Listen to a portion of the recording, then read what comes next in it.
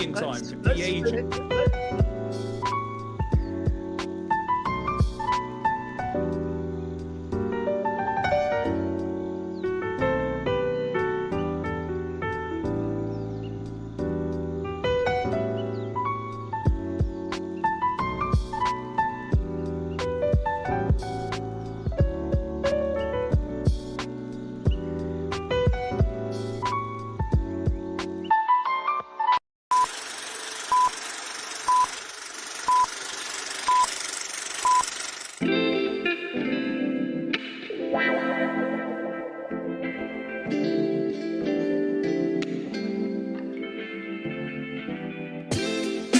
You're listening to Second Cut. This is the podcast that is independent and no longer affiliated with the Film Magazine, where we talk about topics in film theory, criticism, history, etc. I'm Jacob, and I'm the one who... I don't know. I'm the one who's 3.5 hours long. I'm Sam. I'm the one who couldn't get his Zoom backgrounds working for this. And I'm Kieran. I'm the one that, like Tron Legacy, looks good until it opens its mouth and starts talking. I disagree. I think you sound much better than you look, Kieran. Well, I've got a good soundtrack, you know. Yeah, we're talking about de-aging in film, but we all came as our normal age. We couldn't achieve the look. I mean, did you guys look substantially different when you were in school? Before I grew the hair out, yes.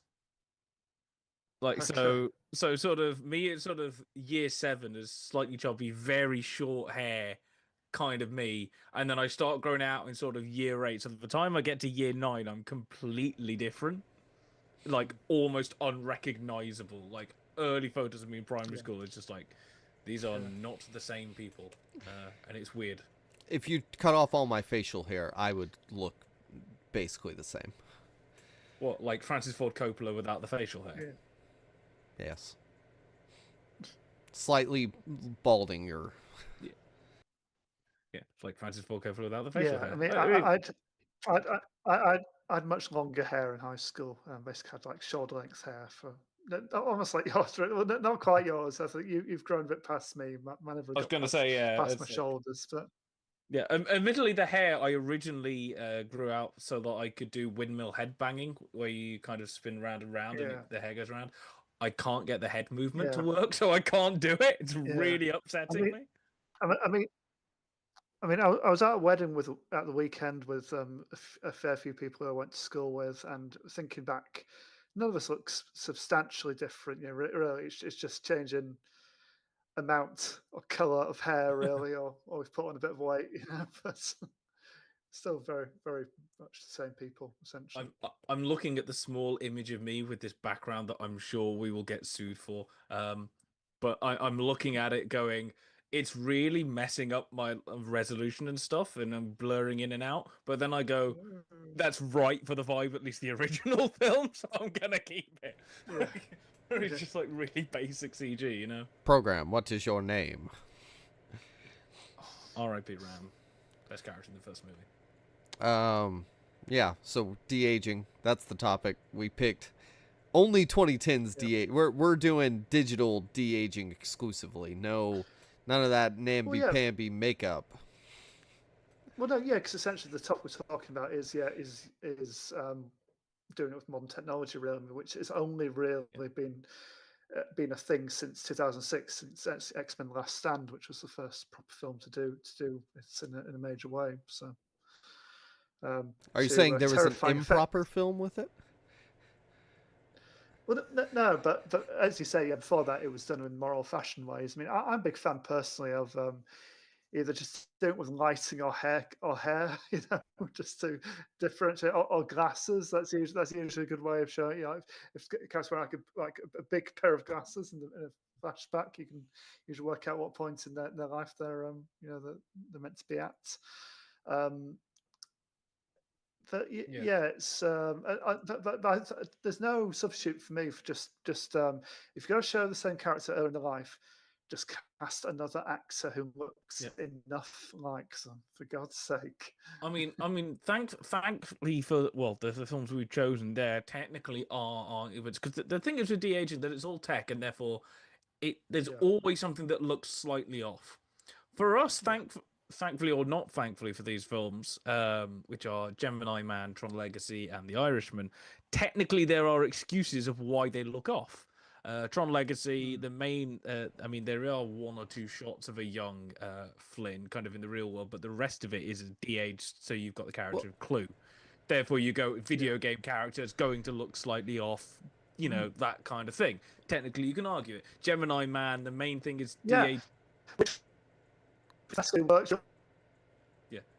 It's just yeah. Sorry, I'm lagging, so I'm going to kill the background and see if that stops it.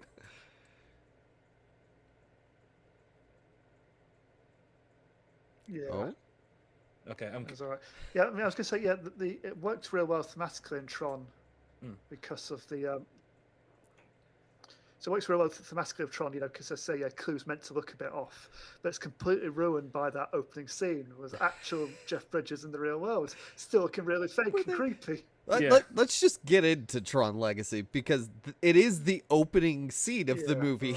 Is Disney saying, "Look at our de-aging tech," but also don't look at it. Stand behind a pole. But it's so annoying they didn't need to. They could have just had him from the back or from the side where it's less noticeable. But they had to have the shot where he's turning around as he's stepped through the door. It's just. Or you could have just not had the scene. Yeah. Like I know, because it's ridiculous. It's like, because you've got Sam Flynn. I can't remember who he's played by in this movie. Kind of a young actor to play him. So why don't you just get a different? Garrett Hedlund, isn't it? Yeah. I don't know. Could be. Yeah, exactly. The fact I don't know him shows how well he's. Yeah. Garrett Hedlund, who I mainly think of as. He played. He was in a Coen Brothers film. He was in a film about beat poets, and he was in that really rubbish Peter Pan prequel where he played young Captain Hook, and played basically as Indiana Jones for some reason. Does he get de-aged? I mean, I was thinking of doing Golden Circle, but he's only de-aged for the kind of first bit. Although he's kind of slightly de-aged for the rest of the film, but not to the same extent. You could just cut that scene out at the beginning completely, and the film is no different. I guess they wanted to try and do a kind of connect with the younger self, but it's there for like 2 minutes, and you can find other ways to do it. Yeah, I mean, before this technology was kind of in vogue. You know, so that there's ways of doing de-aging and you're showing characters in different sides of their lives, but technology that kind of led up to this, you had like in the early days of digital filmmaking, you had your digital doubles, you know, for action scenes, stuff like that, you know, primarily typified by the Star Wars prequels, you know. Christopher Lee, you know, he's a great actor, and he's still very resilient for a man in his 80s, but he couldn't move like that. So they got. So they either had a completely digital figure of him like flipping off a balcony, you know, or a younger stuntman with a digital copy of his face, you know, which didn't need to deliver dialogue, but it's just, you know, action scene was moving around just so it looked more like him. You know, it's less of an issue for the editors essentially. Yeah. Sorry. I think I'm having a little bit of lag, so if I suddenly stop for a couple of seconds and then start talking, I apologize. I think it's my end. Kieran, I think it's Sam's end, because I'm getting it through. Kieran, how did they do the digital de-aging for Tron Legacy? I think it's based on like the mocap stuff, I think. Or it's at least kind of a kind of legacy of the kind of the motion capture stuff that they were doing from kind of Lord of the Rings, looking at a kind of a very quick Bridges interview who specifically mentioned motion capture. So I think that's what I mean, it's a bit like Avatar as well, isn't it? Like basically having a camera in front of the actor's face, you know, to track all the movements, you know, and so they can add on the effects later. Yeah, and it's obviously a vast difference from the original Tron, which came out in '82, which I rewatched this afternoon for this because I'd remembered it from ages ago, and I'm like, yeah, it now doesn't hold up. But obviously, this is 1982, doing an entire world for a good hour of this 90-minute film based in a digital world. Like, it was just like completely pioneering ridiculously new ideas for stuff, and they were trying stuff there. And I think that's the thing with those two films, is that they are trying to push boundaries a little bit. So although you've got kind of de-aged people before, I think Tron Legacy is probably one of the first to have it to such a prominent thing, because there's a good clues on screen for at least a good 10-15 minutes of screen time with his actual face, which means it's not just going to be for one or two scenes or whatever. You've got to have it over the time. And I mean, it is a ridiculously VX heavy film, and we are people that kind of like, we don't think that that CG is as great as practical, and all hail practical. It's like, but for the most part, I think it's pulled off as well as they could have managed it back then. Bearing in mind we are 15 years on. Yeah, I mean, I kind of see it as a bit like, as a film, it's like empty calories, basically. It's a bit like, I compare it to something like Pacific Rim, very effects heavy, very visually and sonically striking, but there's not really kind of much below the surface, really. It's a fireworks display, and that's what you go for, basically, isn't it? It feels like a kids movie, which it is. Yeah, it's kids cyberpunk. Like, the original came out in '82. Which is the era of the cyberpunks kind of starting up and getting the short stories. I mean, what came out into? I think the first Rudy Rucker Ware novel came out in '82. This is obviously Blade Runner came out too. This is 2 years before Neuromancer comes out, so it's very much experimenting with this kind of thing and actually going into a complete video game world for this amount of time that isn't in a short story is actually quite novel at the time, even in literature. You've got elements of it, but it's not as prominent. Philip K. Dick had done bits, but in terms of video game world, it's actually a very kind of novel concept for the time in literature or in film. So it's an interesting one to do like that. But then to put it as a kids thing as well. Again, I think from memory serving, the original, the creator or creators were shopping it around for a while, and it was just Disney that picked it up. And of course, if Disney picks it up, you're going to have certain stipulations. And remember, obviously, this is early '80s Disney as well. This isn't even after kind of Pirates of the Caribbean Disney. Because even Pirates of the Caribbean, they were slightly worried about by putting a 12 rating on it for the UK. I don't know what the equivalent is for the US, but they were worried about it then. So in '82, they're going to be going, could we keep it as kind of kid-friendly as possible? And it is to a certain extent. Also, the subject matter is video games. It's 1982. What is your audience going to be realistically? Let's be fair, Yeah, and appropriate for the sequel, for a film called Tron Legacy. It is a legacy sequel, isn't it? Yes, it's one of the first of that modern trends. So it's like you bring back the old one, you bring in the new stuff. Most of the film is kind of beat for beat, pretty much the same as the first one as well. This is the thing as well. I rewatched Tron Legacy a couple of days ago, and then the original Tron today, and I was there going, all of the scenes are pretty much in place in exactly the same place as they are in the others in the sequel. Is Jeff Bridges the original main character? Yeah. So he gets so he creates kind of Tron as a package. There is an AI kind of, so he gets kicked out of his company, or somebody else takes all the credit and brings the company up. He's kind of hacking into the company as it is. He gets beamed into the grid, the digital world, by this kind of AI software. Forced to play some games, go on a light circle chase, escapes with somebody who kind of dies along the way. They go through a load of stuff. to a couple of other places. Eventually, have a big bad. They go on the kind of sky train sort of thing at one point to part of this thing. They have a big fight. He comes out at the end and takes down the kind of evil corporation. Beat for beat, that describes both films. Yes. Except in the sequel, it's his son that kind of half goes in looking for his dad. All this thing comes from it, and it's Clue, his kind of other program he'd made in the first one that is now turned evil, is trying to get out.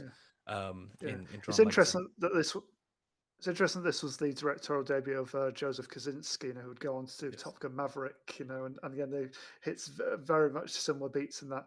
I think this holds the record for the biggest budget ever handed to a debut feature director. What was the budget for Legacy? I think about 150 million, I think. That's parring with Abrams for MI3. Let me just check. Might be wrong.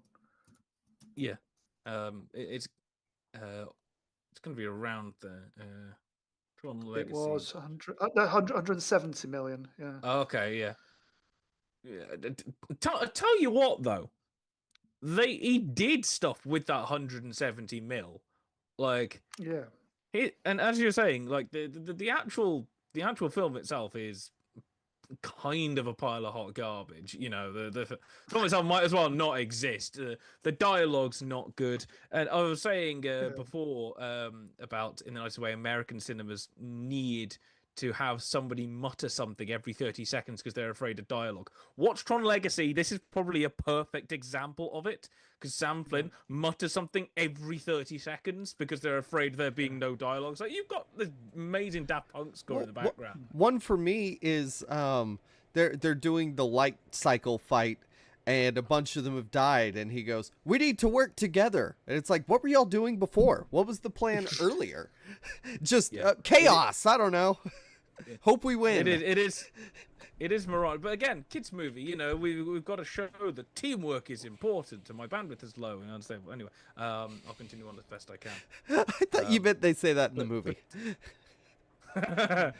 Probably didn't know they suffer de-resolution, don't they? Which is disintegration, but de-res. I like the play on that. Yeah, I mean they should have a gag like that. It's like there's like in-game lag, like just some of the enemies just all of a sudden start teleporting inside walls and stuff. No. Yeah, and obviously it's actually interesting because obviously we've got the Tron Ares coming out in October, I think it is, and at the end of this month we've got Kosinski's new film being the F1 movie coming out as well. So somehow I've managed to get this vaguely relevant. Anyway, Tron Ares sounds interesting because it's like they are going into the areas that are hinted at the end of this film. It's like crossing of the worlds. It's like the digital kind of inhabitants coming over into the real world. I will say as well, the final shot. You die in the real world. You die in the game. Obviously, the final shot of this film is Sam Flynn on a bike with Cora, who's Olivia Wilde, on the back, looking very happy. And I watched that and I went, "Is that an Amelie reference?" Because that's the final shot as well, isn't it? It's pretty much exactly the same thing, just mirrored and going through the streets of Paris rather than the US. I will say on the light cycle scene, I've watched that scene so many times because the kind of aesthetic of this film, aka black, just kind of rimmed with all the neon. That is my cyberpunk aesthetic, and I mean, as somebody doing essentially a PhD in the stuff, like this is gorgeous. It lives rent free in my head. When I describe kind of roads and stuff in cyberpunk worlds, it's black and it's edged with the blue neon. Like this is kind of how I think. And I've watched that light cycle scene so many times because it's gorgeous in every way. Might actually be a crap scene, but the visuals with the music behind it are just it's peak. Yeah. It's cyberpunk. I mean, I think I've seen this film 3 times. Like since it came out. I mean, that's more than enough, isn't it? But I've listened to the Daft Punk soundtrack just almost constantly since it came out. It's just so good, so good. There is also an irony in that, well, at least for the Sky Formula One broadcast in the UK, part of the music in the soundtrack, let me get it up, I think it's Outlands, they use for some of their kind of loading stuff. Not loading stuff, but kind of to and from kind of breaks and ad stuff and little videos like that, and kind of before the pre-shows and stuff like that. And obviously now Kaczynski's doing the F1 movie, so it's somehow linked together. It's like, oh my god, this is really weird because I'm watching this film again, and now all I'm seeing is just the like F1 videos with their kind of like intro graphics and vids before the main shows. It's so weird. Yeah, the movie itself is stupid and ridiculous. But again, though, as we were saying, with the de-aging, which is the whole point of it, you can just about get around it by going, it's kind of meant to be not perfect because you're in a video game and this is a digitally created character who's not meant to in the first scene. Not in the first scene, no. I'll say for 2010, it's better than it could have been, even if it's not great. I mean, that's the thing we have to remember as well. Yeah. The year before this, you had the absolutely terrifying de-aged Patrick Stewart at the end of X-Men Origins Wolverine, where he gets off the jet to rescue the kids, and they've just smoothed out every single wrinkle on his face. He looks like a doll. It's absolutely horrific. And considering some of the CGI in something like Quantum Mania, you know, I've seen an awful lot worse. They generally gave effects teams enough time to complete their work back then, didn't they? Yeah. I'm torn because, like, yeah, you should look at things within the context when they were created. And I'm sure this looked fine in 2010.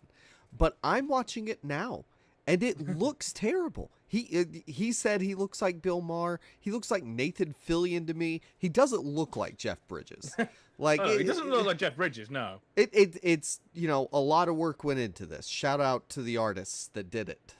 It wasn't just AI, you know, but still, doesn't look good.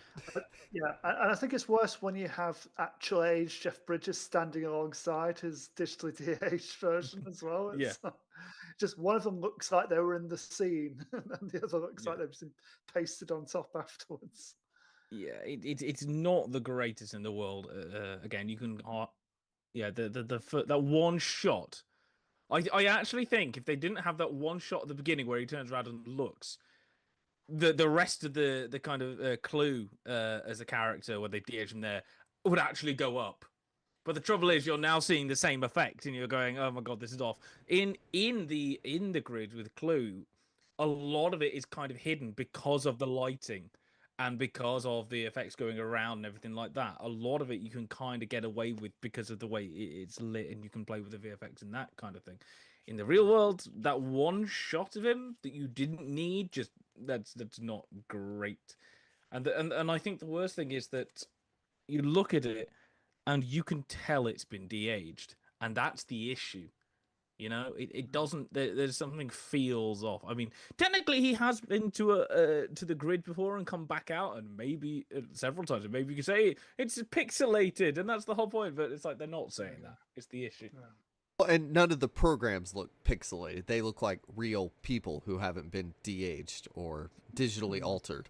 Like, maybe digitally alter all of the program care. I don't know. Like, that would take way too much work. But yes. I mean, what's interesting about this for such a VFX heavy film, there is quite a bit of practical kind of like grounding in it. You know, like all this. It's more than like George Lucas did the prequels. You know, it's like in Revenge of the Sith, there wasn't one real clone on the set. You know, they didn't have like a set of clones. Because clones aren't real, Sam. They're all like digital suits of armor. Whereas in this, like all of the the participants in the the games and all the different programs walking around, they're real suits. You know, with like by sounds it really bulky, hard to move in kind of physical suits that had like battery packs in that only lasted for about 10 minutes at a time, so they keep having to swap them out, to keep the neons going. I'm looking at a couple of pictures of the kind of bar scene that they go to that's in there, which that's I mean, the one thing I do like about this is some of the kind of points about this feel very 80s cyberpunk, feel very Gibson, Pat Cadigan and things like that, and going to those sorts of settings and striking deals with kind of slight drug dealer, bartender kind of shady characters, feels a bit like the Merovingian Yes, from yes. Yeah, it's very Reloaded. Matrix, that scene, isn't it? Yeah, Yeah, yeah. but I'm looking at it, and essentially, they built the set and kind of blue screened the outside, but the inside of that is all practical. Which, you know what, good on them, because like the inside sets look bloody gorgeous. It's like Yeah. hands down to pretty much everybody except the kind of writing team on this, because it's them that kind of let everything else down. What a shame. Because it's essentially just the first film that you change a couple of elements and go, it's this is essentially a remake, but they've kept like Kevin Flynn as a character in it so that they don't have to call it a remake, essentially. Aside from that, it might as well be a remake, a requel, welcome to Scream, or what we're calling it. But it looks gorgeous. Everything looks gorgeous aside from that one shot at the beginning of his face. Also, I will say, Jacob, to answer a question you sent us earlier in the chat for this. No, you can't open a parachute that quickly, that close to the ground, and expect to survive. Oh. An instant kind of, and amazingly, it works. No, Tom Cruise taught me that. You can't. You have to do it from way higher up. Yes, and we also know that if you're going to open a parachute like that, it has to have a Union flag on it, and you immediately cut to James Bond thing coming in. I suppose if we're in like a wingsuit or something, like one of those like flying squirrel kind of pilot people, maybe get away with that. Like, like Pattinson's Batman did. Well, I mean, I'm thinking of it's a novel, Snowcrusher. The trouble is that actually you want to kind of, because Kieran's thinking of a lot more interesting things than this movie as he watches this movie. Yeah, it's cyberpunk. This is my PhD. I'm thinking there's in the novel Snow Crash, because it's set in the cyberpunk future. They've got people on kind of skateboard kind of things that essentially kind of, I think he calls it pooning, Neil Stevenson, but essentially it's almost like a suction cup kind of thing. I can't remember exactly what it is, but essentially it's like a suction cup on a string kind of thing that you throw on. It latches onto a car and it pulls you along, and you kind of surf behind, and you hit a button and it kind of like pings off at some point, and then you kind of you can kind of Spider-Man from car to car as transport and piggyback off them. And I'm thinking something like that. That seems a really impractical way of traveling around. It is, but this is dystopian future, and it's 15-year-olds doing this as their main characters. It's really fun. It's a really cool way to introduce the main character.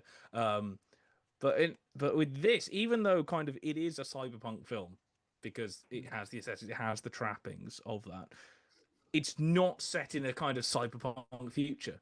It's not. It's set now.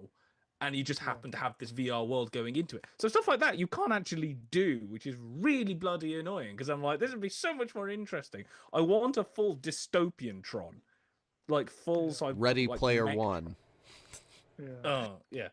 This is the issue. Ready Player One. Why did you go for a kind of burned out dystopian LA or Chicago, where it is? Well, we went to Birmingham in the UK, says Spielberg. I would describe agree with it. Ready Player One as pooning. Like I would definitely use that as a verb or whatever. I think it comes from adjective. I think it comes from, is it lampooning? Am I using that word correct? That one, yes.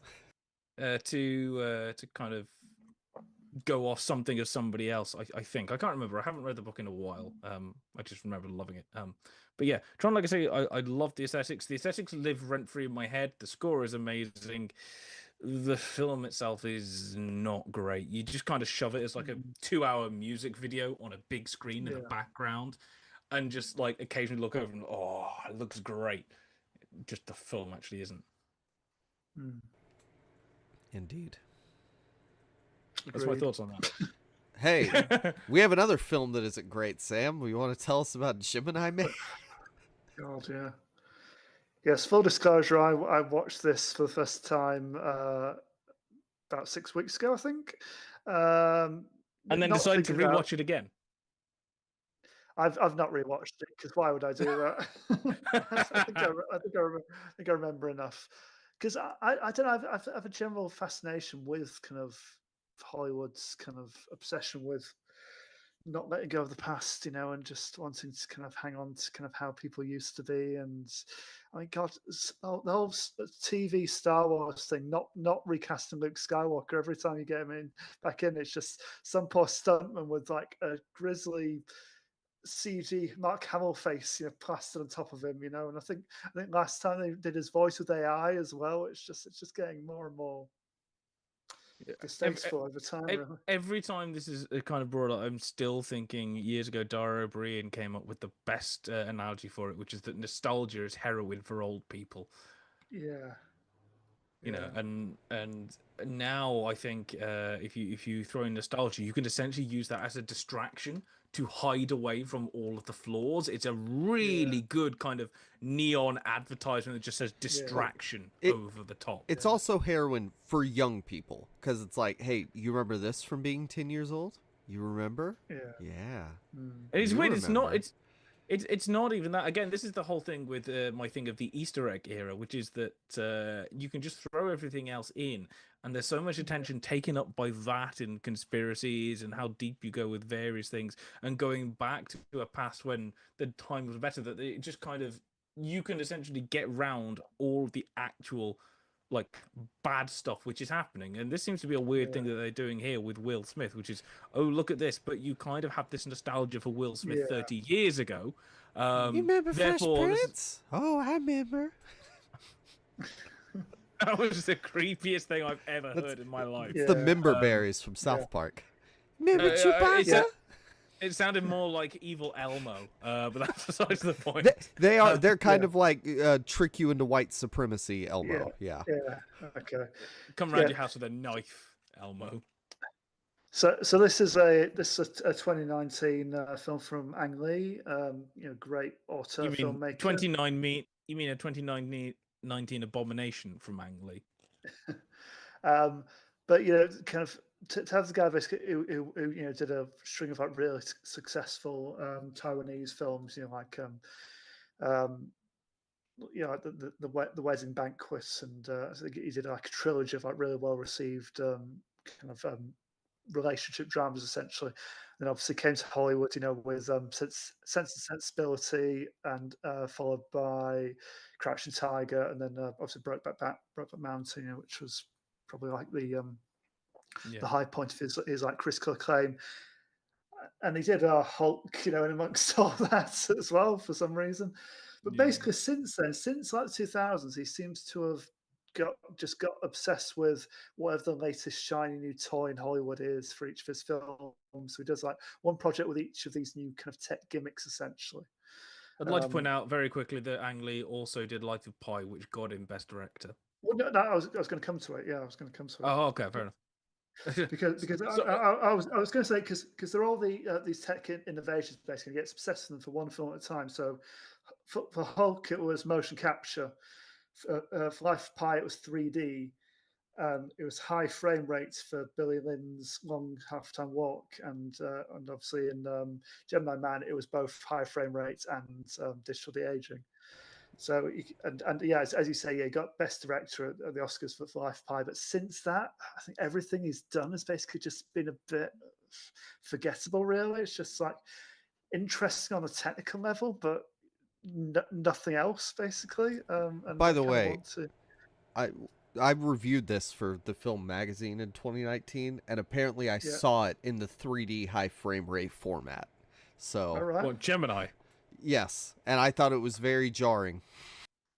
And I will point out also, Sam, very quickly, since Life of Pi, he has done Billy Lynn's Long Half-Time Walk and Gemini Man. Yeah. That's why it's been naff. Yeah, okay.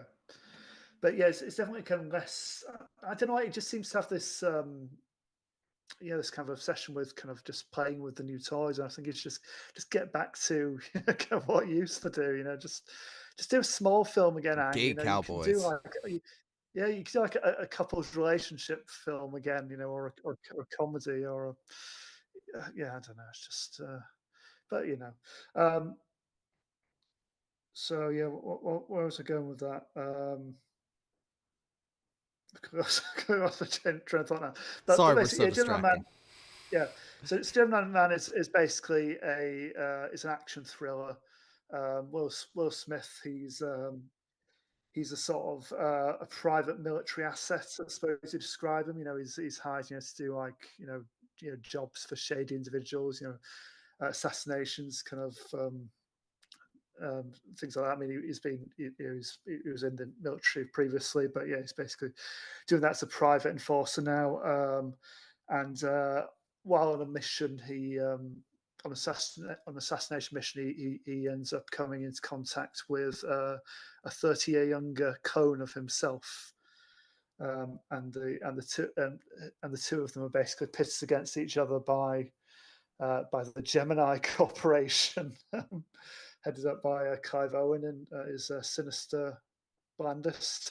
I mean, Clive Owen can be a good villain, but he's not given great material here. He's a bit, yeah, he's just not given enough to do, really. Mary Elizabeth Winstead's along for the ride, as is Benedict Wong. They're both fine, I suppose. But basically, you're turning up for Will Smith and Will Smith. And Yeah. the younger ones, they're very much like, they make it clear, like multiple times, he's a 51-year-old Will Smith. He's playing Will Smith at his age he was at this point. Opposite Will Smith at approximately Fresh Prince kind of age. Yeah. Maybe a bit after that. And this clone, he's been raised as like the adopted son of Clive Owen's character. And hasn't been told, who he's going after, who he's been sent to kill, and they've both been manipulated. He's for very much years. Boba Fett, except raised by Clive Owen instead of Will Smith. Yeah, essentially. And yeah, so you talk about the high frame rate thing, Jake. Do you remember? I still don't think I've ever seen a high frame rate film in the cinema. I mean, I've heard reports that it makes some people feel nauseous. I mean, did it kind of I affect you in think that some way? people thought it was weird when they did The Hobbit in 48 FPS as well. I mean, the main thing I can think of when it came out with The Hobbit, I did see one critic, I can't remember who it was, but one British critic saying it makes these epic fantasy landscapes, makes these epic fantasy stories look like an episode of Corrie. Yeah, because all the soaps are filled in like Street, 48 FPS. Yeah, this high frame rates. Yeah, it's also the weird thing of for me and Sam will know the thing of flicking back to classic Doctor Who and then back to the new Who as well, because classic is filmed in 48 and the new is 24. And actually, it was that kind of thing that before I knew what frame rate was, I was watching old Who and new Who, and I said to my my parents, "There's something off. It seems faster somehow." Like the old stuff being faster and it's newer without knowing kind of what frame rate was. So you can tell gutturally when things are off. I wrote, if you see the film in its 3D high frame rate format, prepare for an off-putting, hyper-realistic image. Characters can feel separated from the set like it was green screened. Maybe it was. By the way, watching on my TV, the whole thing looks green screened. But it's unclear how much that is because of the 3D versus the frame rate. But one slow motion sequence shot at 1,000 FPS looks stunning. Yeah. I mean, it is jarring, and sometimes when I go around a friend's house and they've got their like 4K Ultra HD kind of TVs, and they've got the motion smoothing on, it does make me feel a little bit sick. It just looks off. It just like when you see, like, I think they're watching like a Harry Potter movie or something. It was like Half-Blood Prince, and like towards the end of that, like the action scene towards the end, and it just looks so weird. It's like Wrong. Too much. It's too crisp. The movement's too smooth. It's it's not right for films. I don't think. I'm glad it seems to have died a bit of a death. After they attempts it a few times. Yeah, it's. I mean, I've not seen Billy Lynn's Long Halftime Walk, but I could kind of see that possibly working a bit better for that, because it's like a big, set a big stadium. It's almost like a sports event, and obviously you're more used to seeing like a live TV sport being very high definition. So that possibly might work a bit better. Although I will say I've seen it's not motion smoothing as such, but watching a couple of times in people in the house are watching the Roland Garros, the tennis at the moment, and I had seen it a couple of times with the Six Nations rugby earlier, that they've got some cameras that are almost kind of hooked up to AI kind of smoothing. So kind of as they move, it kind of motions with, and you know how AI does the thing where it's smooth, but then almost like puts in a little jiggle in the camera to make it seem like it's handheld. But then everyone's kind of got the outlines that are kind of almost slightly cartoonishly thick outlines, and everything's just a bit off. And then they'll cut back to other cameras that are just straight life. I'm like, why would you do that when you have cameras? It's shooting real life, but now you've made it not real life. What is the point in having live sport that doesn't look like real live sport? It's just blowing the mind at how stupid the concept is. I mean, this film was been in production hell for decades. Essentially, it was originally conceived in the late '90s, and should have stayed so there. Tony Scott was attached at one point. Curtis Hanson, Joe Carnahan, they're all wanted to get involved. And then various actors who have been attached to the project before dropping out over the years include Harrison Ford, Mel Gibson, and Sean Connery. Now, the Sean Connery one would have been interesting because you've had plenty of kind of young Connery reference footage, obviously, with all the Bond stuff. You know, you're allergic to beige. Yeah. Surely to de-age Sean Connery, you put in Harrison Ford. Yeah, and obviously, eventually, we would get the de-aged Harrison Ford, with Indy, but not starring alongside himself. In the right decade, this is like a father-son role. Like you find two like just young and adult people that look alike. Yeah, now you would like do Looper. It with now you do it just with Kurt Russell and Wyatt Russell, because they look identical. Yep. I mean, they literally did that in the King Kong TV series. They're playing the same character at different ages of their lives. But again, there are options like that open. I mean, I don't think the general idea of like this big kind of action thriller spy conspiracy movie is bad in concept. It's just an execution, and it's almost the point of it is like this tech demonstration, and it just doesn't really add that much. He's not an interesting character at either age. Henry. Well, how did they do it, Sam? Do you know? I mean, again, I think it was the same kind of process as like Tron and Avatar, of just few kind of years on. So it's literally like these helmet of like cameras all around your face, basically picking up on all the movements and everything.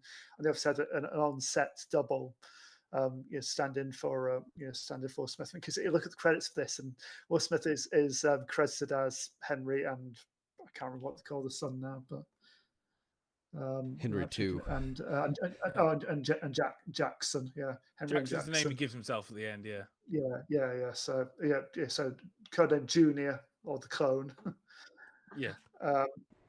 But there are points where he's full digital too, just like a CGI puppet. But if you look at the credits, I think there are a couple of other actors who are also credited as the same characters. So they're obviously swapping back and forth, depending on which side of it Will Smith was playing. Obviously, the double was playing the other side and acting out the scenes and everything like that. And then they had to go back in and film it again and put it all together. Did most of the money go on like those effects and Will Smith? Because the budget for this film was 138 million, and you still have stuff where there's a chase near the beginning where the Smiths meet for the first time, and there's a big chase scene on bikes, and young Will Smith's bike is like fully CGI and looks god awful. The worst part. But atrocious CGI. He slides down a palm tree, and it's just the worst digital, just anything ever. It is, and again, it's possibly exacerbated by high frame rate. But there's a big action scene, kind of in the kind of towards the end of the film, where another mysterious masked assassin turns up. Oh, I wonder what he could be. And there's where he sprints at like 50 miles. He sprints at like 50 miles an hour, to get after them, and it looks like a video game. Again, because the frame rate, it looks like like a really high def kind of frame rate kind of video game. It just, again, it's just the frame rate, and that really doesn't help, because it just, I mean, I suppose he's meant to be a bit unnatural, so you must think, right, maybe he's almost like it's got super speed or something, but it just looks so weird. Also, this coming out in 2019. The thing with this is, if you know, anybody in a mask kind of being slightly weird is actually the same character, then Tenet is spoiled for most of the plot. That version of the character does not feel fear. That has been, like, I don't know, programmed out of him or something. Yeah, not just fear. He doesn't feel pain either, does he? I think they've like genetically edited like all these kind of things. I mean, you can go down a rabbit hole reading about this. About this, there's a load of stuff online about just how this isn't how cloning works. This isn't how clones would be. You know, like there is variation. I mean, you can even think so. Something. So you see that with identical twins. They can have vastly different kind of personalities and even health. You know, you hate cilantro. Actually, I love it. I'm a big cilantro fan.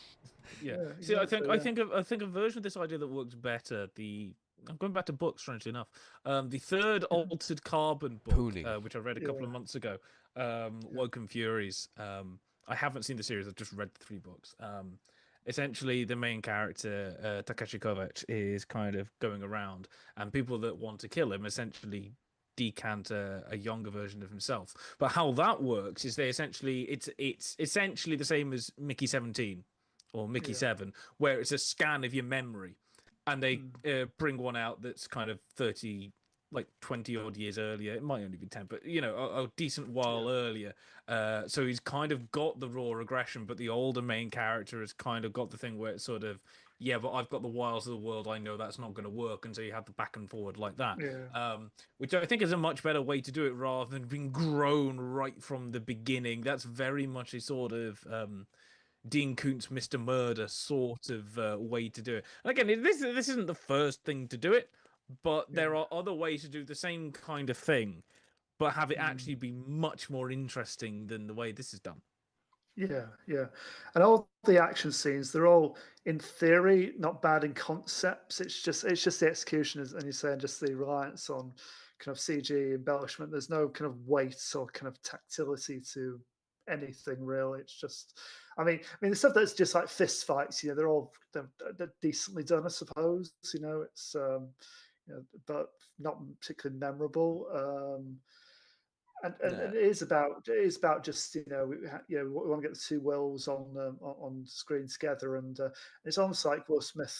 I've seen this because it's interesting that it's him, because obviously he's grown up like in the public eye, literally, from like being a teenager, through to being a middle-aged movie star now. And you've seen so many different shades of his kind of star persona and his roles over the years, and I think in different hands this could have been quite interesting. Could have been like literally examining his career and kind of who he used to be and how he's changed over time. And they sort of hint at that sometimes, but don't really get into it enough. It's just a little bit kind of disappointing, bit kind of surface, ironically surface level. Just like these characters. Literally they put a shiny new skin on it, but it doesn't mean anything. Well, I will say the best part is the young Will Smith looks incredible.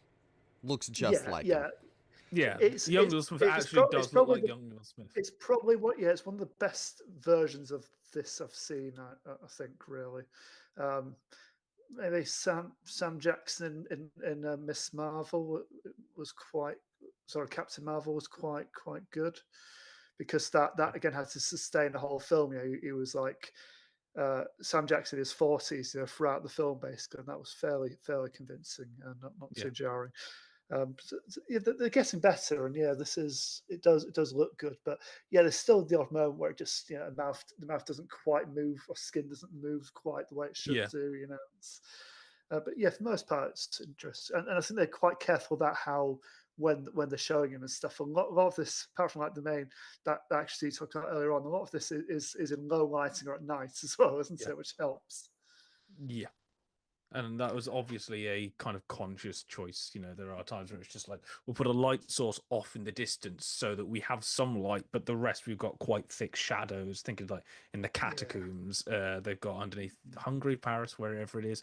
Looks like the same place they did the ending for the first Underworld movie, fight Yeah, right at the end. So you kind of, they're obviously coming up with tricks to help the VFX. yeah, So again, it is still fairly new technology. You know, it's yeah, yes, I'll take it's very advanced, but it is fairly new. And I think as human beings, yeah, it doesn't matter how well it gets. We yeah, might not be able to say exactly what's off, but we're always going to know that there's something slightly not right. yeah, Again, for this, you can argue, oh, it's a clone. There's something not quite right. It's not meant to be right. You go, yeah, but yeah, at the same time, not really. yeah. And I mean, obviously, we've had like plenty of movies with like involving clones, of an actor playing the same or twins, playing the same character, but they're usually at exactly the same point, aren't they? Mm, It's just literally they just film it twice. Slight variations of personality or dialogue or whatever. yeah, But yeah, obviously saying that the technology caught up. I mean, that was one of the things that derailed the project so much. When it was previously proposed, they had plenty of talented directors interested and plenty of actors who wanted to do it, but yeah, the technology just wasn't there at the time, to do it yeah. effectively. I mean, again, arguably, yeah, you could do this film if we hadn't all seen After Earth and realised I was what a bad thinking the idea that would be. same thing. You could do Will Smith and Jaden Smith playing the same character at different points in their lives, but yeah, thank God Jaden has stepped back from acting because he's not his dad. No. And I mean, I haven't actually somehow got round to seeing it, but Looper, nobody complained when you had two separate actors No, in that. Like everyone actually no. went, you know what, you can believe they're the But same. but they still had to do a weird thing with Joseph Gordon-Levitt's face, like sort of prosthetics, to make him look more like Bruce Willis, Yeah. which I don't What did think was they do necessary. in what did they do I in would have just thought that MI3? they were the same character. Sorry, Men in Black 3.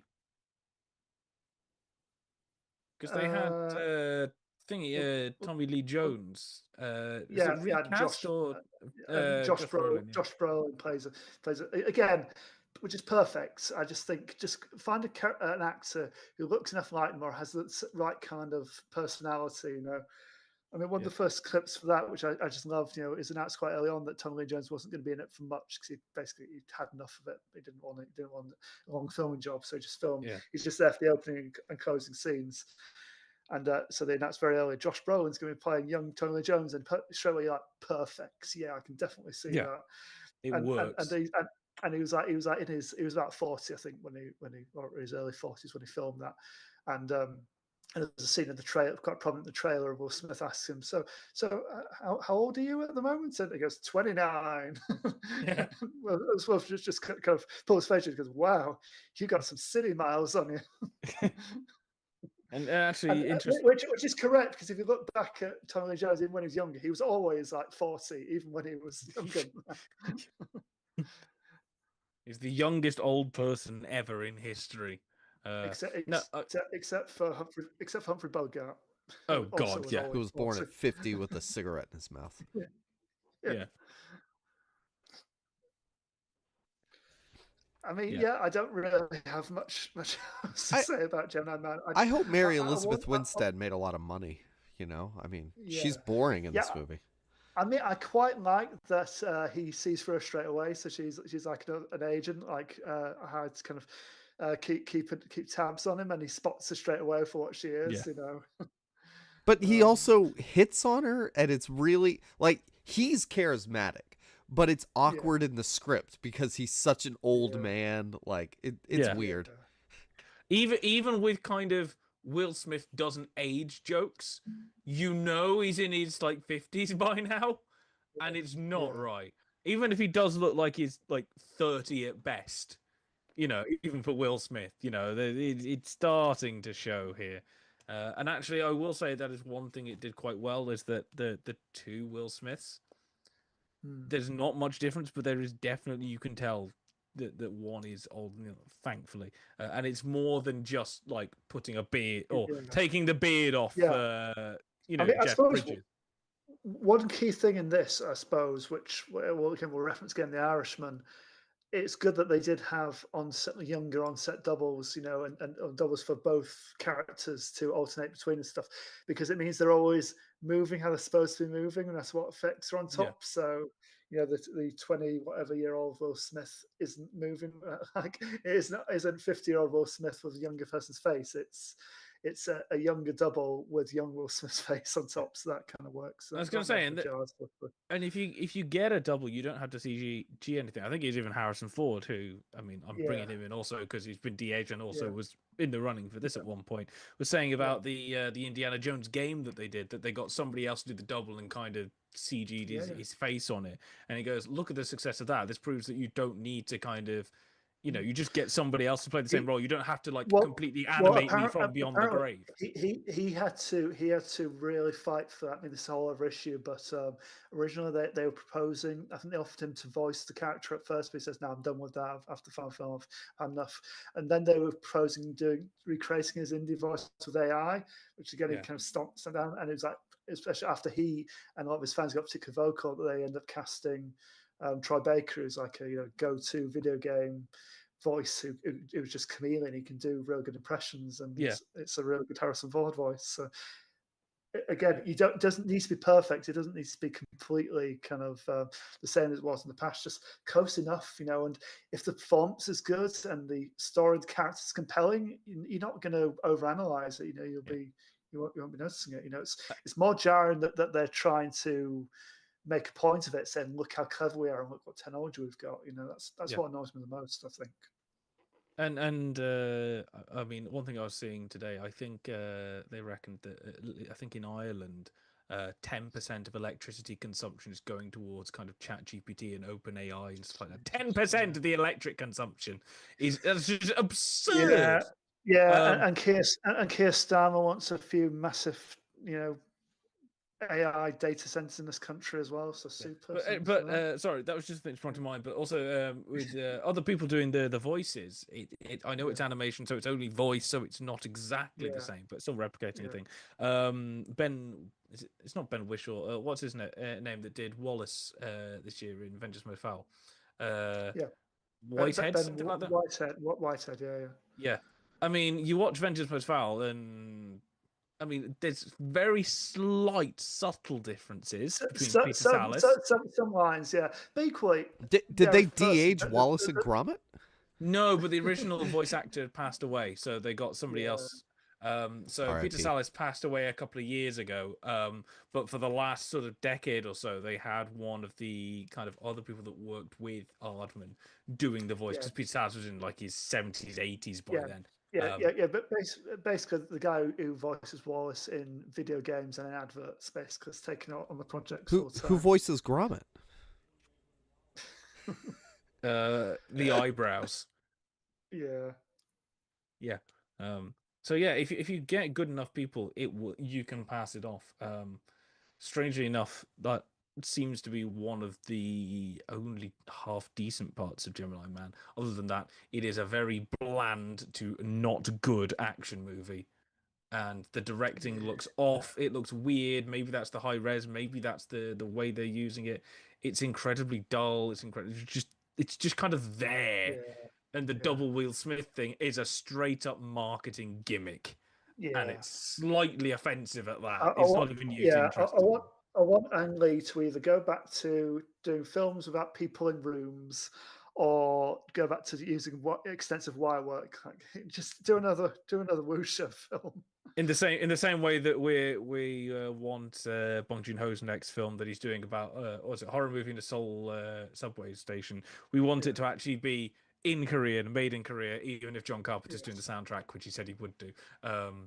But yeah, just go there, because in your own language or whatever and things like that, and your own culture, it's going to be much more familiar to you, and you're going to be able to navigate it. No, but it's not just that. It's like he's done compelling English language stuff. It's just I just need to stop playing with all the toys. Just find a story that actually works, and a character. Will Smith smash.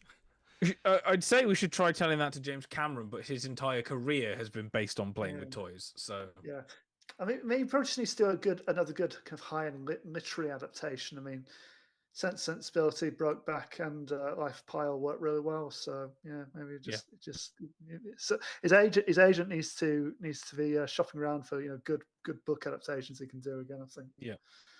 Unfortunately, somebody's already taken the Odyssey. Yeah. Someone also already took I Heard You Paint Houses, so he can't make that. I knew you were going to segue into that. I left it open for you. Yeah. Well, thankfully, someone made a de-aging tech movie that's actually good. Yeah.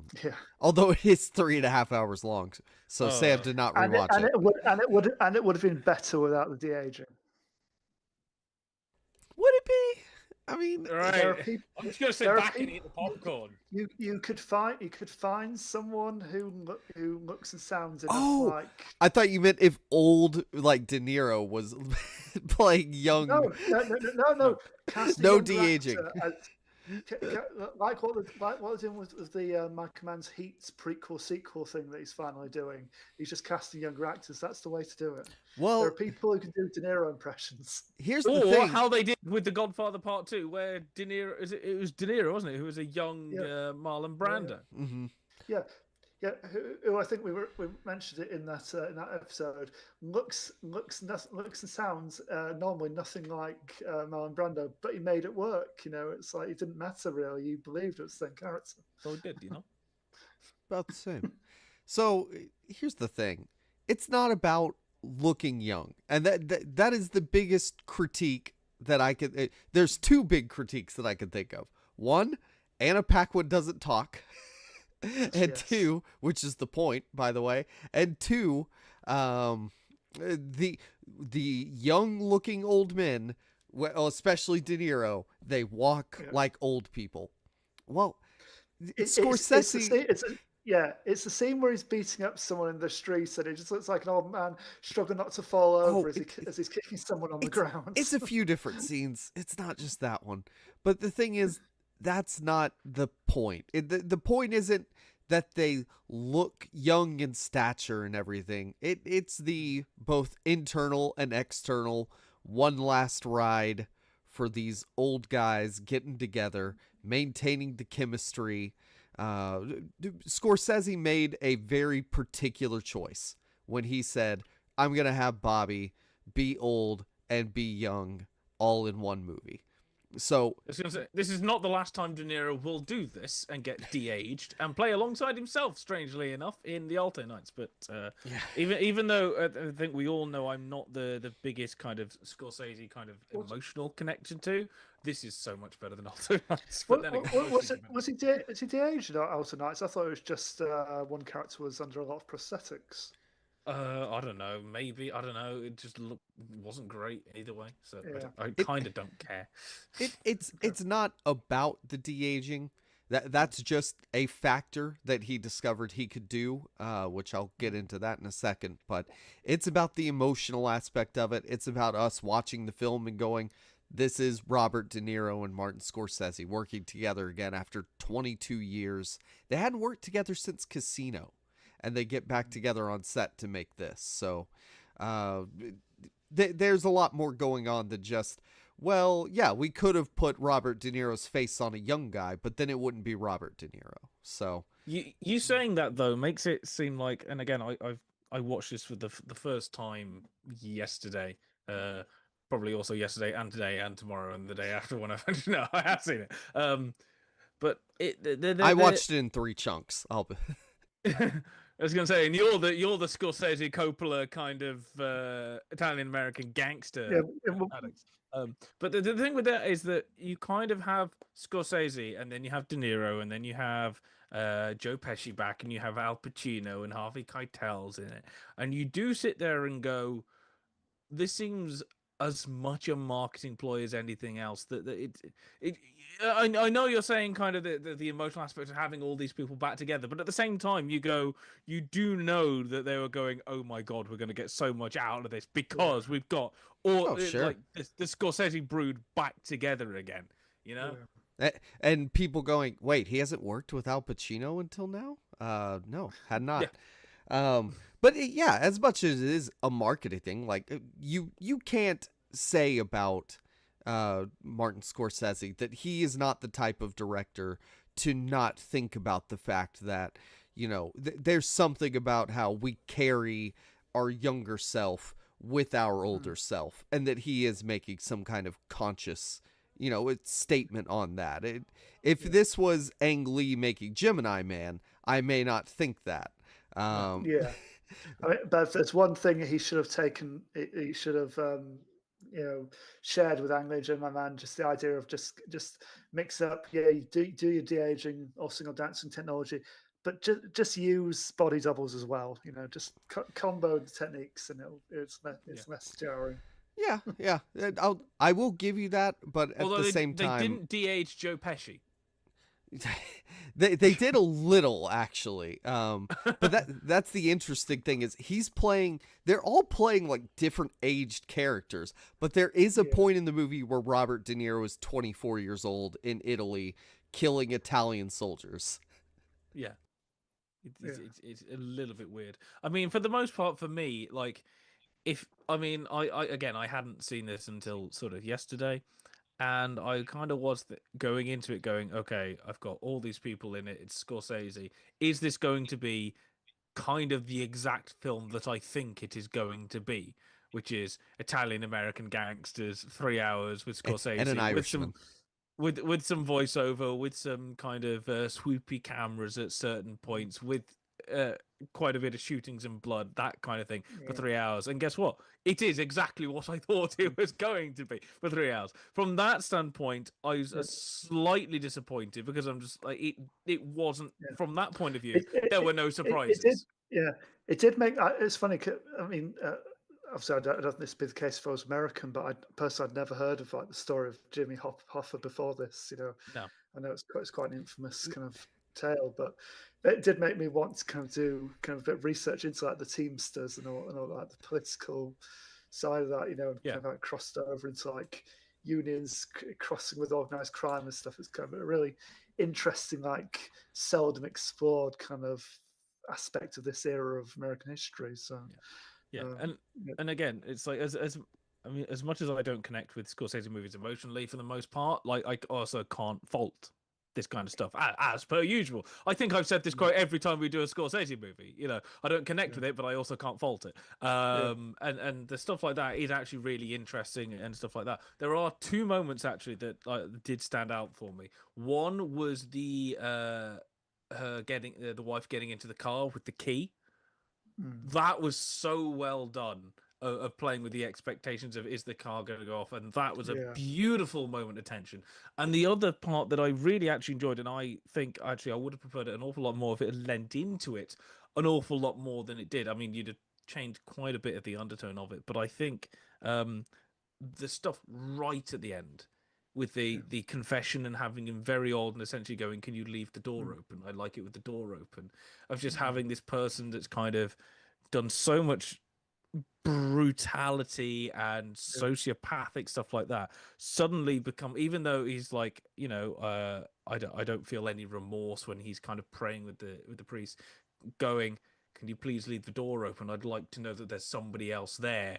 And finally, that's the tiny bit of fear finally creeping into him about death. That's the little bit of human in there right at the end as an old man. I'm going, if you'd have lent into that an awful lot more, I personally would have connected emotionally with it a bit more. So, I tell you what, both of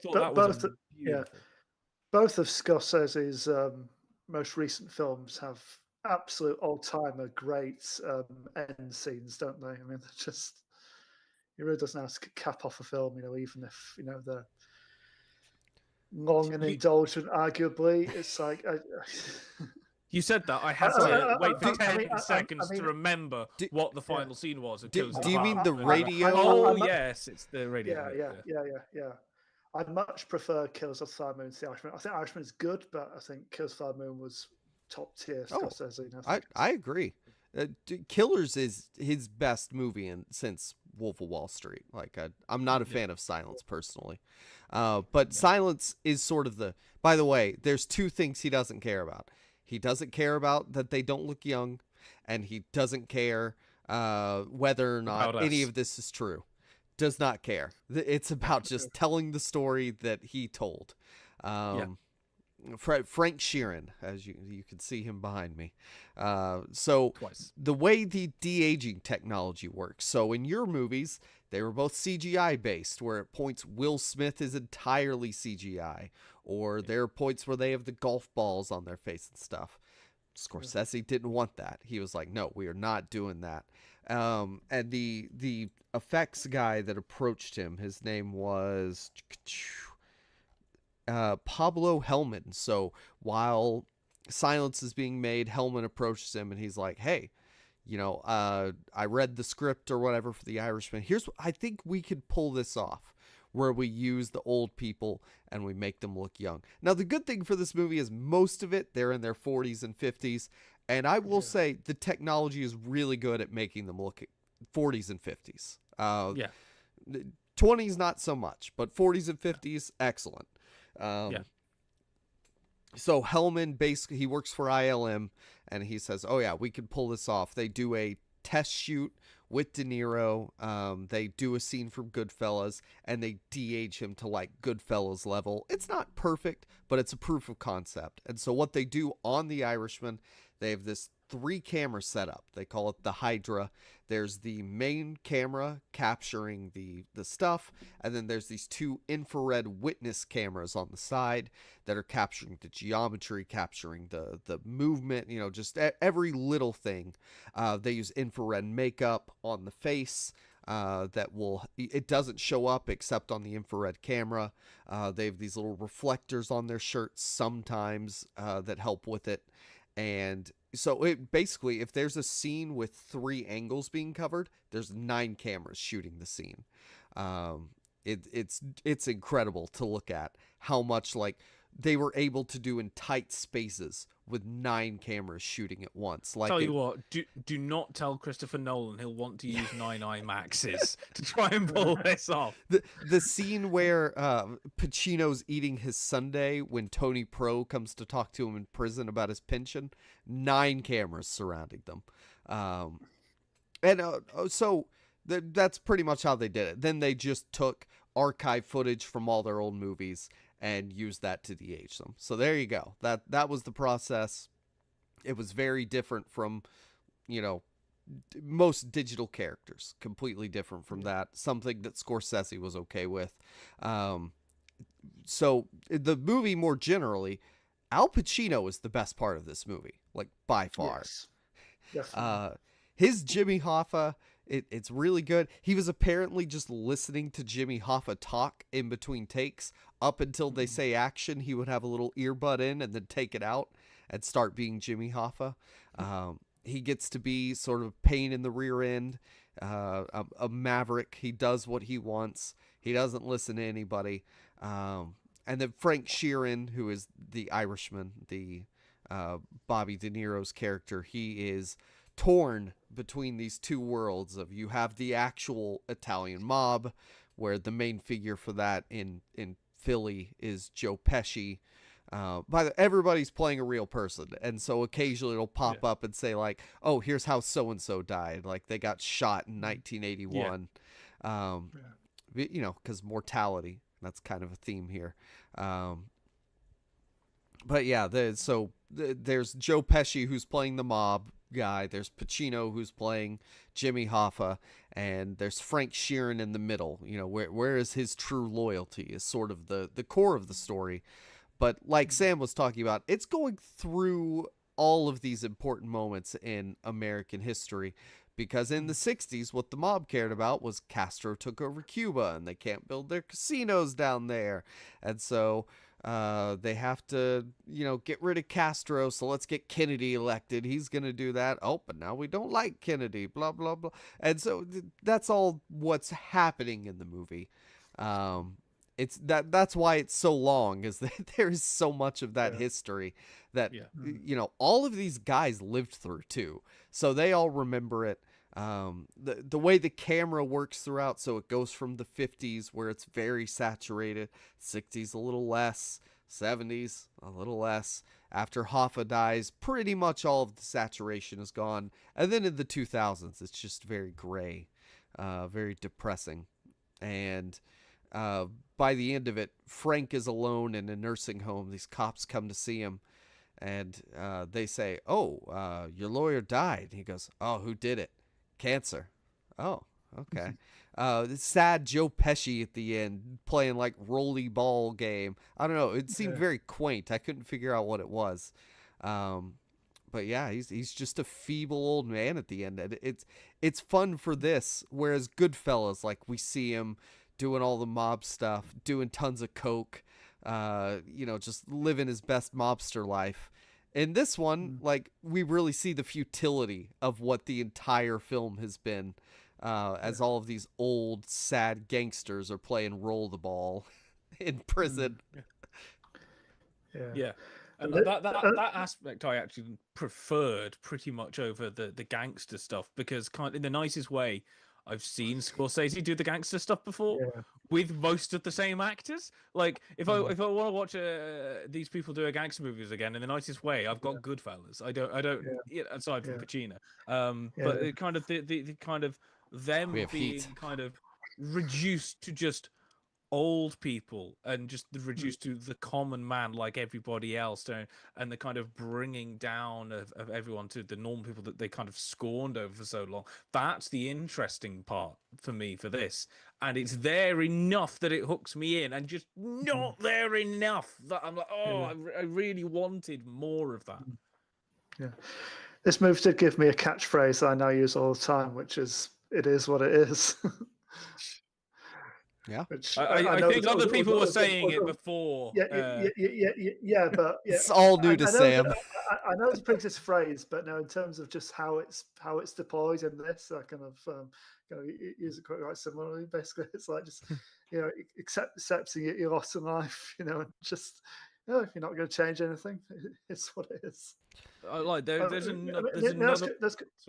It's quite interesting theme. There are these forces at play, and there's only so much you can do to change things. Really, it's kind of, it's you're fighting a losing battle. Trying to swim against the current. And you just inevitably just at the mercy of these these kind of unstoppable forces, essentially. Yeah. There is one other moment that I liked. I'm now going to obviously try and pluck it up and find it again. He's just killed somebody. I can't remember who it is.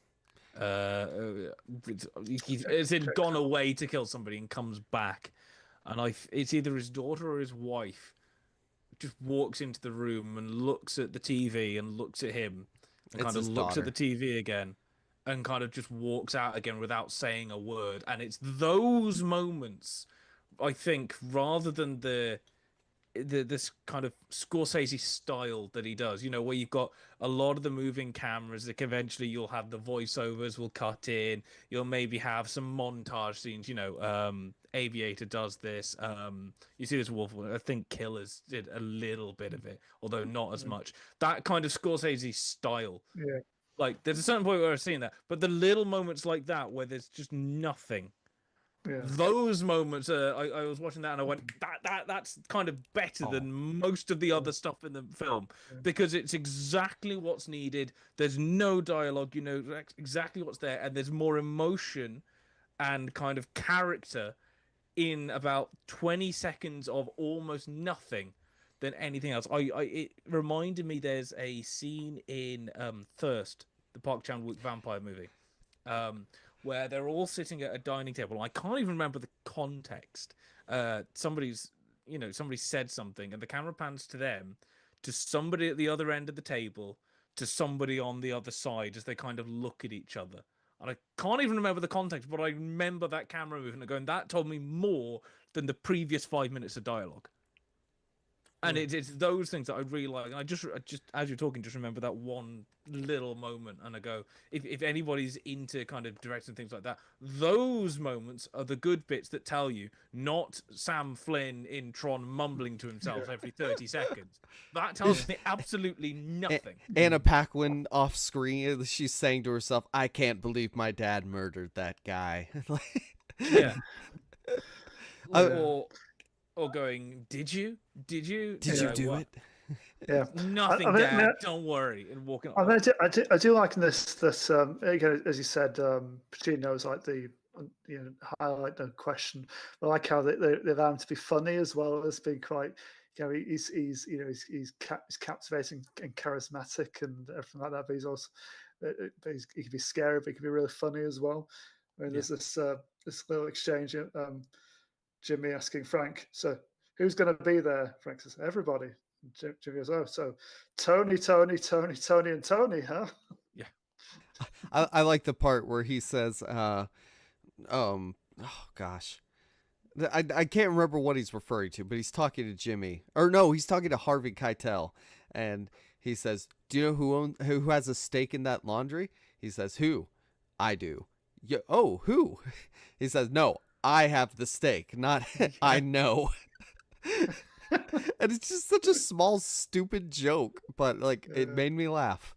I really like the beginning where he does the Goodfellas walk through the cabana, but it's a nursing home. And it's also sad and empty and devoid of any joy. Yeah. But enough about my life. Let's talk about the movie again. Yeah, there are some really nice bits. The trouble also with this though is that the actors are so well known that I don't actually see the characters anymore. No, kind of no matter what they're in, and especially in going back to, I know you say Pacino never worked with Scorsese. First movie. Kind of the style, obviously known for Coppola, but the association with The Godfather and Goodfellas and all those kinds of things is such the same. Serpico. It kind of doesn't matter what Al Pacino will do. He's in this kind of movie. All I see is Al Pacino. Kind of doesn't matter what Robert De Niro does. All I'm going to see is Al Pacino. I agree with De Niro. Sorry, De Niro. Yeah. Yeah, I agree with De Niro on this. I think Al Pacino transforms actually in this. I think he's quite different to his normal persona. Yeah. At the same time, I do think that's a bit of a conscious choice. Like, and maybe that's a cop out or whatever, but I don't think you bring together De Niro and Pesci for people not to see De Niro and Pesci a bit, at least. I remember somebody, Bradley Cooper was saying when he was voicing Rocket and I think it's somebody, James Gunn was doing an interview about doing Guardians. I'm casting Bradley Cooper as Rocket, and all the execs were going, wait, so you're going to make him do an accent? So you're going to make Bradley Cooper do an accent for a voiceover? What's the point in hiring Bradley Cooper then? And he's like, because it will sound good. That's what you want. You don't want to hire him to sound like Bradley Cooper. You want him to sound like a character. Like, Yeah. And he's also has directly referenced nice little neat kind of link. He has referenced Joe Pesci as a key influence on Rocket. His personality. What? Small and violent. Yeah. That whole like Napoleon complex, like instability kind of going. Although Napoleon wasn't actually that small. I know. Well, but it's the phrase. I made fun of Tom Cruise for being short. All Pacino, Pesci, and De Niro, I'm pretty sure they're like all 5'7". There's a picture of De Niro walking with Pacino, and he has on these lifts that are like this big to make him ever so slightly taller. Because if you see a picture of Sheeran and Hoffa together, it's like this height difference. But like this movie, it's super long. I'm sure there are parts you could cut out of it. But Kieran, like you talked about, I enjoy the scene where he kills Crazy Joe Gallo, which isn't terribly violent. And it is shot in that kind of like one shot kind of, he walks in, he turns and shoots, the camera turns, there is the cut to outside, and then it's punctuated by like the emotional part. And that is where it is different from watching Goodfellas. While Henry Hill is reflective, he's reflective at the end. He's not reflective in the middle of his journey. And, this whole film is sort of structured around the road trip, which is to a wedding, but it's actually to go murder Jimmy Hoffa, is what it turns out. But that being the sort of anchor point for the story, I think is also really fun once you find out what's going on. Yeah. And I mean, there is Uh, a certain thing where kind of this movie is like 3.5 hours long. Does it need to be? But at a certain point, a good like 2.5, 3 hours of it is just vibe. It's just the Scorsese gangster vibe, like for 3 hours. Yeah. Like He's and yelling it's just about wearing a into, suit to a meeting and not shorts. and like all the dialogue is exactly as you think this movie would be if you're familiar with any other Scorsese. It feels like just the way it's like, but I don't want to do that. What the hell are you doing? Like, just put it on. I'm just quibbling over like brown sauce and like stuff like that. It's like, you don't wear shorts to me. No, I wouldn't wear shorts to a meeting. You agree you wouldn't wear shorts to me? No, I think it's the wrong thing to do. That kind of done. It's exactly as you think it would be in pretty much any other Scorsese movie. It's so weird. Yeah.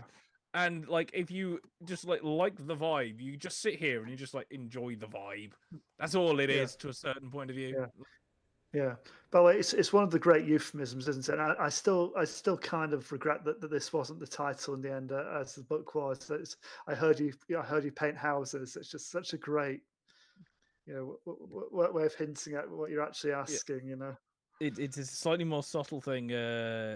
Sam will understand the Lord Flashheart reference of move now, otherwise I'm going to paint the wall behind you what was like a brilliant new color called Hint of Brain or something like that. Yeah. By the way, so how much does the UK learn about like the Cuban Missile? Do y'all spend any time on that? We did do the Cuban Missile Crisis in school, but you might do a GCSE in terms of kind of in terms of American history. All we did the Great Depression and the Cuban Missile Crisis, and that was it. They almost killed us. No big deal. We don't talk about the Bay of Pigs in school. We don't learn about that. I tell you, you're lucky that Charles Xavier and his X-Men turned up on that beach to stop those missiles just in time. That's actually what we teach in Oklahoma now. In terms of the American history, it was basics of the slave trade in year 9, and that was it. How to? Well, the thing is, being in Wales, quite a bit of it had, if not focused on Welsh history, there was a Welsh slant to it as well. So there's that as well. Was the Amazing Grace guy Welsh? I don't know. Ioan Griffith. Ioan Griffith played William Wilberforce in Amazing Grace. Wilberforce, who's got more of a connection to the north of England. Oh, okay. AKA the middle of the UK. I've been to his William Wilberforce's house. So University of Hull. Congratulations, I think.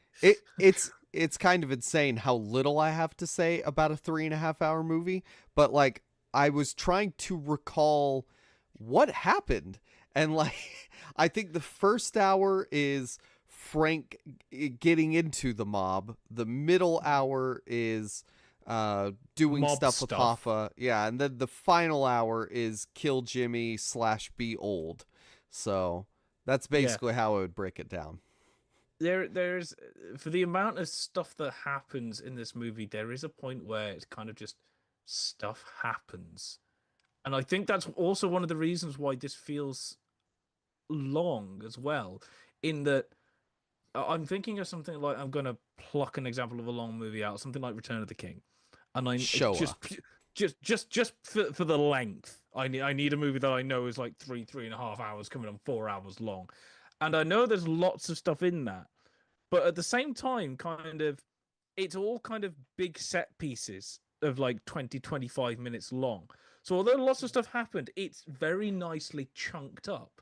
This, as much as there's lots of stuff happening, it's kind of, this is 5 minutes, now another 5 minutes, and another 5 minutes, another 5 minutes, another 5 minutes, and there is a point where it does start to feel very slightly repetitive. As good as all the scenes are out of context, you shove them all together and you just go, this does start to drag. Yeah. When I saw this, so I did watch it all in a day, but not like one sitting. So that's what I did. I had like an interval. I got halfway through and said, right, I'm gonna go have lunch, go for a walk, just do a few things, and I'll come back and finish it and finish the rest of it in the evening. And it was a nice way of doing it in 2 halves. I enjoyed both halves really, really well. I would struggle to do it in one sitting, I think. Bring back the interval.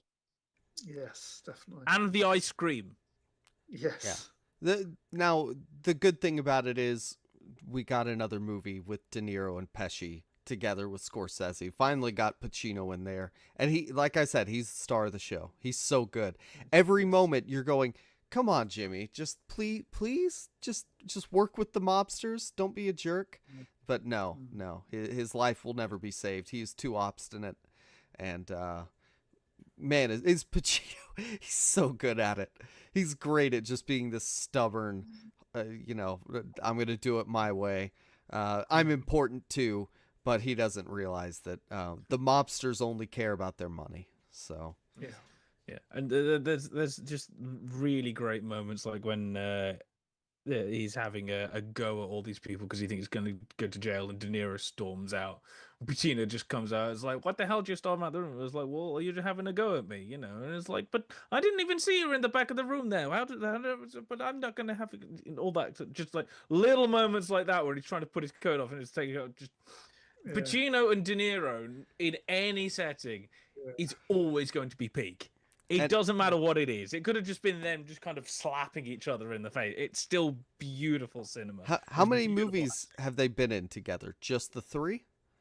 And they're not even together in one of them? Well, Godfather 2, Heat, and Heat. He's done, and there is another one. No, isn't Margin Call in that as well? Is it Margin Call? I mean, I'm sad Pacino's not in Dirty Grandpa. Like, there should be a sequel, Dirty Grandpas, that he's in. Righteous Kill? Oh, Righteous Kill, that's one I was trying to think. Yeah. I googled Righteous Kill, yeah. Never heard of it. Yeah, that's the other one. Is it Michael Mann? I will watch it. No. I think John Avnet. Yeah, I think I've seen it. I don't think it was very good. That's probably why it's not talked about. Film received negative reviews and grossed 78.5 million against a 60 mil budget. Stop reading the Alto Nights stuff, Kieran. Yeah.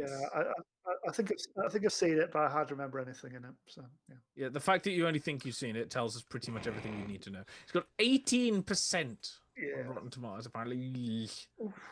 Yeah. So, I mean, look, if you haven't seen The Irishman for some reason, at least watch it in like hour chunks, or hour 20, something like that. Yeah. Of the films we've discussed, definitely find time if you can to watch The Irishman. No one's making you watch it in one sitting. Just pass it out nicely. Just take your time with it. You'll have a good time. Yeah. Tron Legacy, enjoy it as a sensory experience, but not beyond that. And skip Gemini Man. Yes. Please never watch Gemini Man. Yes. All right. So that is it for this episode, where I did not just send Sam and Kieran a meme that is making Kieran laugh. I think of you every time I see it, Kieran. Every time I see that. What are you seeing that it's not even relevant anyway. Well, you need to be careful because they may be in your area. But that's it. We'll be back next week with something else very apropos to the time in which we are living. But until then, fellas, what is it we're thinking of doing next week? Is it dragons? That would be dragons next week. Okay. Yes. So I call The Hobbit 2. Until then, guys, where can people find you? You can find me at SSP Thinks Film and at the Second Cut Pod Substack. Where what have I done recently? A Mission Impossible review. That's my latest thing up there. And I will be reviewing the new How to Train a Dragon when it comes out next week. The review may be up in time for the next podcast episode. We'll have to see. But yeah, so that's what I've got going on. Hopefully you don't find me anywhere, but if you do, I'm K Judgmental in the various places. I will try and get something up if I manage to get somewhere to go see something or something along those lines. We'll get back into things at some point.